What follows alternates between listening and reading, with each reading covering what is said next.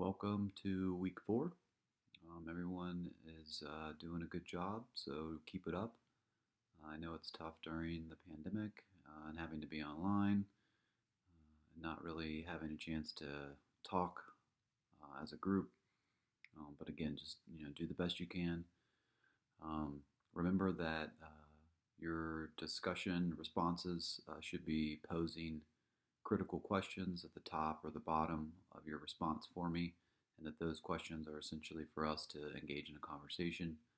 You don't need to respond to your classmates' discussion questions. Um, you can if you'd like, but that's not a part of the course requirement. You will actually have to go back and review those responses and weave some of that material into your final project. So this week, we're going to be moving into some of the more interesting composition theories. And I guess, kind of like I had mentioned earlier in the overview video, and I think an overview of a weekly module, that in the 70s, a lot of composition and writing studies scholars, contend that that's really when the discipline began. Um, And I think a lot of that has to do with some of the theories that we'll be talking about over the next few weeks. So this week we're going to talk a little bit about expressivism and process. Um, Peter Elbow and Donald Murray are two sort of central figures in the expressivist movement during these decades. They kind of, I guess, are considered to be I don't want to say the founders of expressivism, but essentially expressivist theory and composition really begins with Elbow and Murray's work. So I'll have you read a couple of pieces by them, and that'll give you a really good idea, what expressivism is and how it was used in the classroom.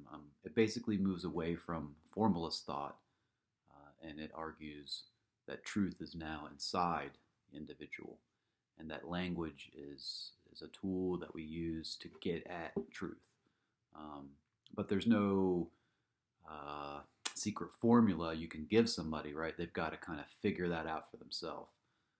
So again, expressivism is moving away from this idea that language is outside of the individual, um, and that you use language to articulate what is already there. Now it's a matter of truth is inside the individual, and you use language to sort of draw it out. And this produced a lot of really kind of cool writing projects, a lot of collages, pastiche writing, just kind of writing without, you know, central meaning. The William Burroughs cut up method was a big part of this kind of expressivist movement. There's been movements like this before in history, by the way, but just specifically in composition, where we're looking at how expressivism kind of focused uh, on the individual and allowed the student to have more voice and say in the classroom. It's a really cool theory, actually. And you'll notice that even though these theories, um, I don't want to say they die off, but they kind of like fall out of favor, there's always traces of these theories, right, built into the next theory. So remediation would be a good word to think about how theories always have like little bits and pieces of other theories inside them. And we'll talk about that towards the end of the course because I think that's important to see that even though a lot of classrooms aren't just straight expressivist, like some of the examples Peter Elbow might give you, there's still a lot of expressivism in the teaching of composition. Peter Elbow is like one of the really, central figures in composition theory, period. He wrote a book in the early 70s called Writing Without Teachers. It's a really good book. And again, it's built off of this whole idea of expressivism and process over product.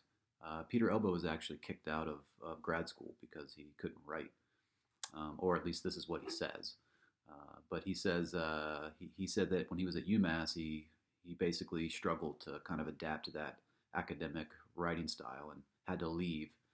And then he came back and he collected notes about his writing process. So every time he got stuck in his writing, he would take a note and he'd put it into a folder. And over like 3.5 years, this folder became really, really big. And then he wrote that book, Writing Without Teachers. So if you're interested, we can't obviously read that book in this course, but I would definitely recommend checking that book out, reading it, looking it over. Peter Elbow is still a major figure in the field.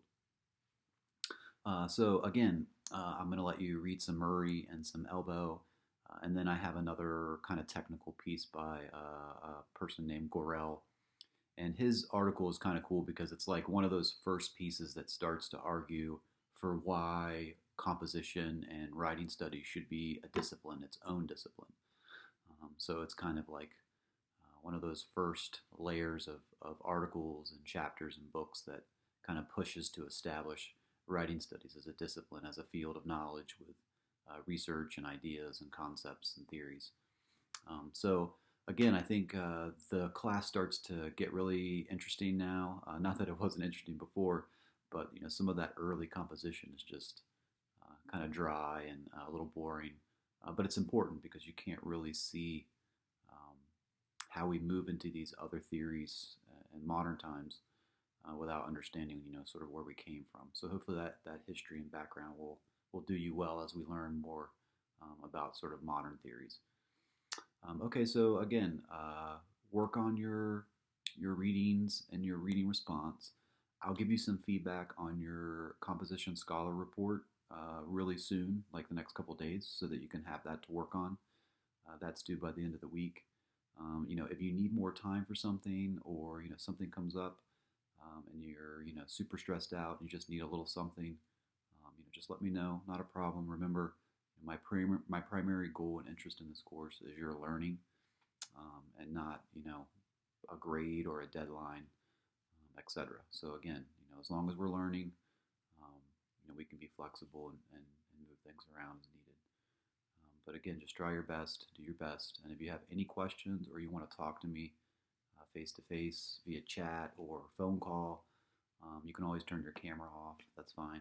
But I'm happy to chat with you about any of the material, any of the course material, or anything related to the course. All right. And I think that's about it. I'm just going to double check my notes real quick. Yep, looks pretty good. So Murray and Elbow, a big part of this week's reading. And then I've given you a couple primary research materials to look over. One is a seminar study report from the 60s, just to give you an idea of what people were saying and doing as a primary document. And then I don't have my Washington normal school materials for these years. I don't have them screenshotted and organized in the way that I have the other set, because I haven't gotten that far. But again, I've given you some links to look through the catalogs if you'd like. You can do some more compare and contrast to give you a better understanding about the application of theory. It's one thing to see theory, read theory, talk about it. It's another thing to see it play out in the classroom and in curriculums and in coursework and assignments. So, okay, well, have a good week. If you need anything, again, just let me know. All right, and I'll see you all next week.